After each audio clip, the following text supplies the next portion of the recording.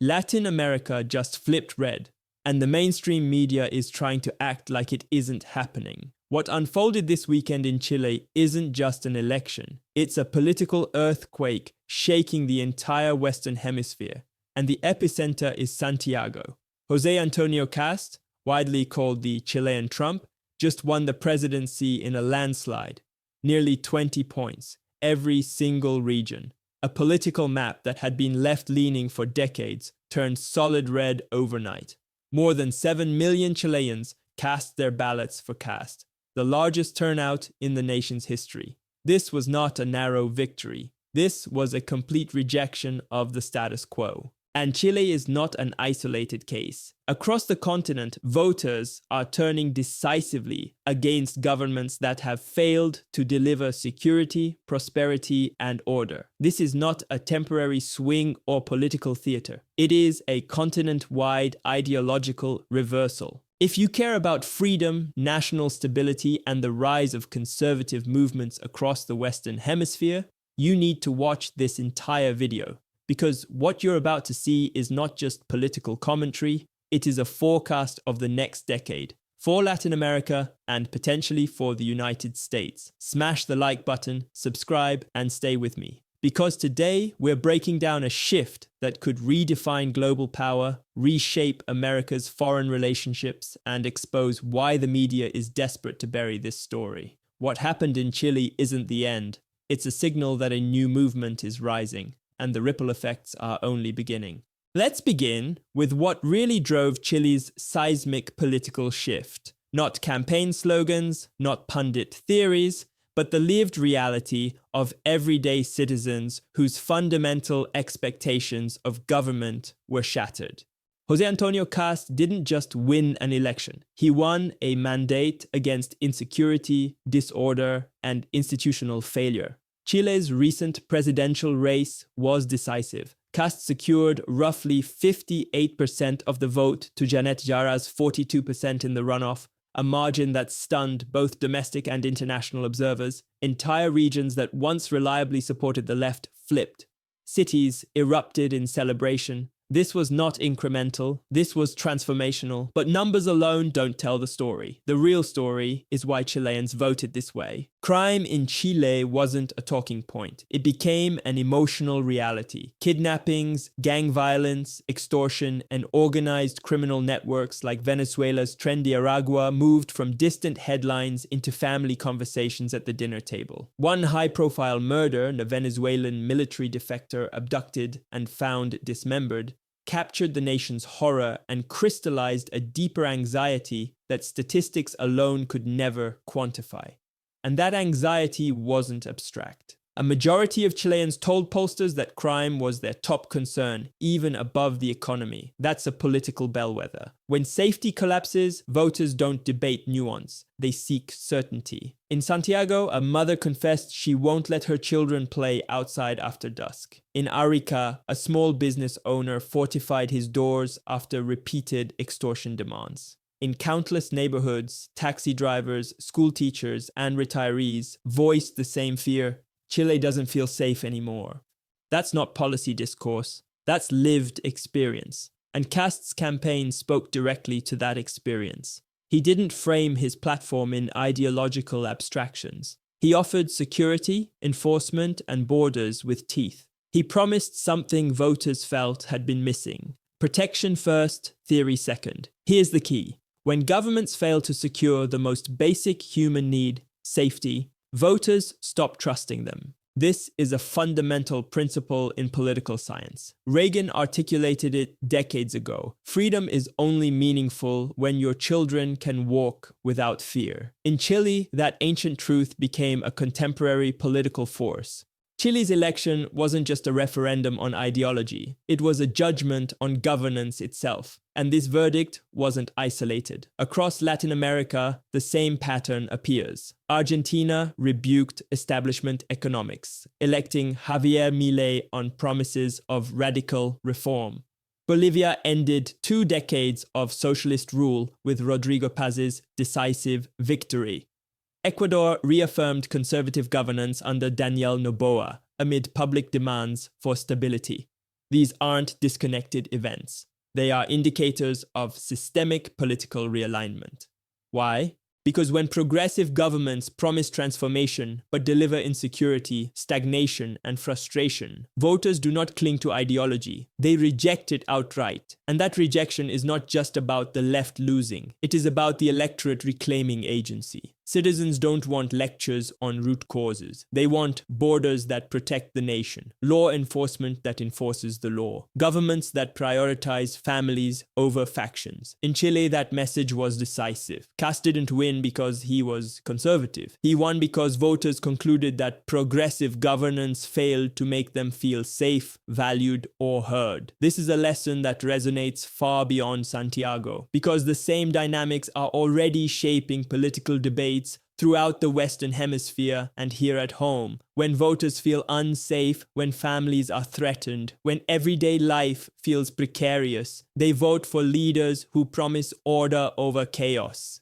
And in every democratic context, that dynamic holds. Chile's election is not a historical anomaly. It is a predictable outcome of unmet public expectations, and it shows a broader truth. Governments that fail to secure the fundamental elements of human flourishing, safety, security, prosperity, will inevitably lose the consent of the governed. That is the lesson Chile is teaching the world. And America should be paying attention, because as we'll see next, this is not merely a Latin American story, it is a global pattern, one that ties directly into issues facing voters in the United States today: security, borders, trust, and the essential role of government in protecting its citizens. Stay with me, because the next section connects this realignment to the broader geopolitical and cultural forces now reshaping democratic politics worldwide. Chile's recent presidential election was not a typical turnover of power. It was a rupture point in democratic behavior, a seismic rejection of governance that failed to deliver on the most basic functions of the state: security, stability, and protection of community life.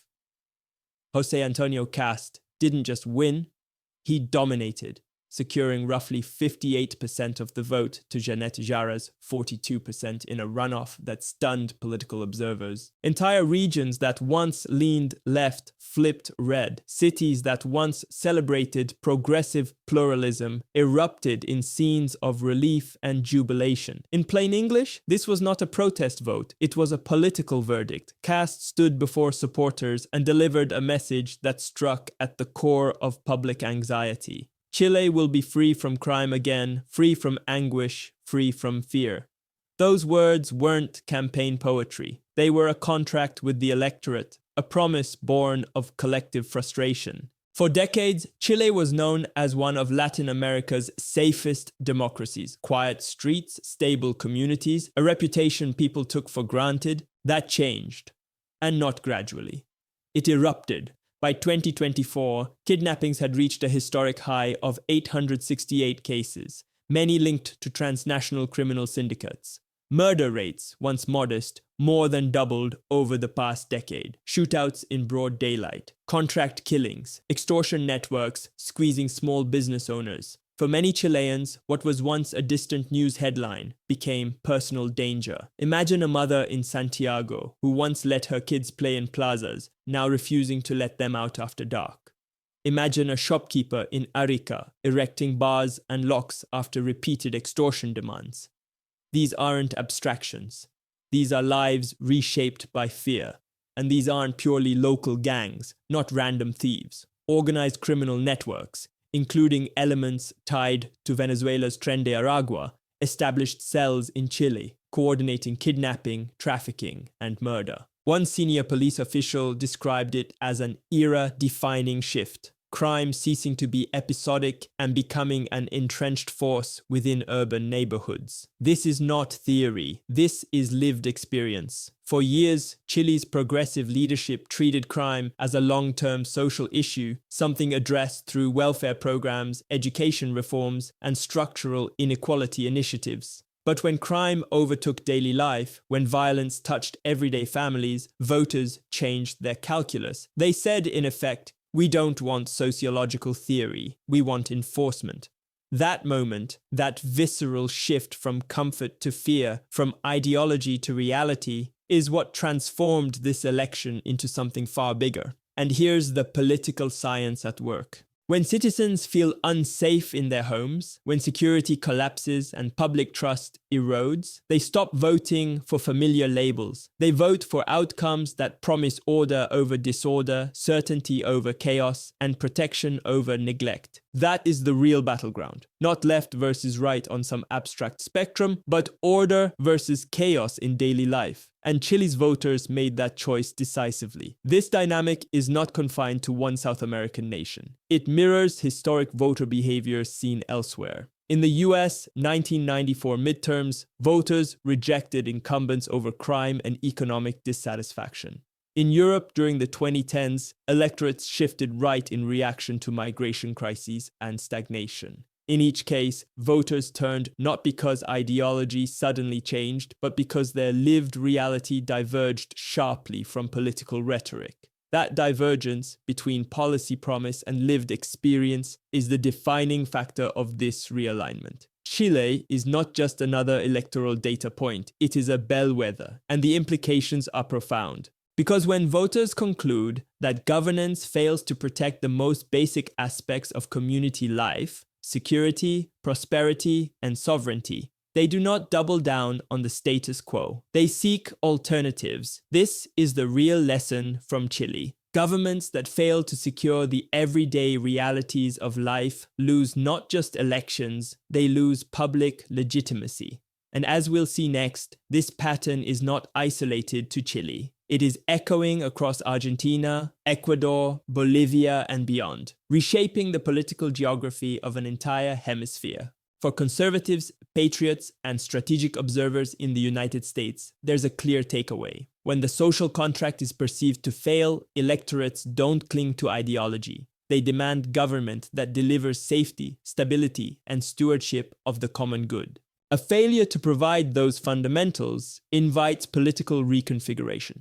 And that reconfiguration is now well underway across the Americas. The question now is not whether this wave will build, but how far it will go. What's happening in Latin America isn't just a regional swing to the right. It is the global echo of an American political phenomenon. We call it the Trump effect. A pattern of voter behavior, ideological realignment, and political strategy that traces directly back to the rise, fall, and resurgence of Donald Trump's brand of conservative populism. Far beyond US borders, Trump's influence is no longer abstract. It is a blueprint for power, a symbol of political identity, and a rallying point for voters and leaders alike. Look at Chile. José Antonio Cast didn't just win. He won by channeling the same political logic that propelled Trump to the White House. Law and order, border security, national sovereignty, rejection of failed progressive governance. Experts are noticing the link. Cast's landslide victory mirrors Trump's playbook. Security first, ideology second, results demanded, not promised. Trump himself congratulated Cast after the election, calling him a very good person, signaling ideological alignment between Washington's conservative base and rising Latin leaders. This is not imitation, it is strategic adaptation. Trump reshaped global political discourse by reframing debates around sovereignty over globalism, security over abstraction, citizen protection over bureaucratic theory. Leaders like Cast translated these principles to their national context, enforcing strong borders, cracking down on crime, rejecting permissive policies that failed citizens. The symbolism was unmistakable. At Cast's Santiago rally, supporters waved US flags and sported "Make Chile Great Again" style caps. This is emotional identification, not casual admiration. Compare it to the pink tide era of the 2000s. Left-wing governments promised redistribution, anti-imperial rhetoric, and social reform. By the mid-2000s, voters saw stagnation, rising crime, uncontrolled migration, and broken promises. The electorate turned decisively right, and fast. This is not incremental change. This is disruption driven by urgency, lived experience, and demand for tangible results. The same forces that propelled Trump's rise in the US, and it isn't confined to Chile. In Argentina, Javier Milei's insurgent conservative movement is rewriting political norms. In Ecuador, Daniel Noboa aligned policies with US conservative priorities on security and economic growth, echoing the Trump model. This is strategic, not coincidental. Voters everywhere respond to security, sovereignty, and accountability. Leaders who deliver these promises are rewarded. For US conservatives and patriots, this is a mirror. Citizens demand protection. They reject elites who prioritize ideology over practical results. They vote for leaders who restore order and enforce the rules. Cast's victory shows that when safety, prosperity, and sovereignty are threatened, voters do not cling to abstract ideology. They demand action. The Trump effect is now global. It is shaping alliances, influencing elections, and rewriting political playbooks from Santiago to Buenos Aires, and even here at home. Ask yourself, is this a force for stability and national sovereignty across the Americas? Or a disruptive ideological export with hidden risks?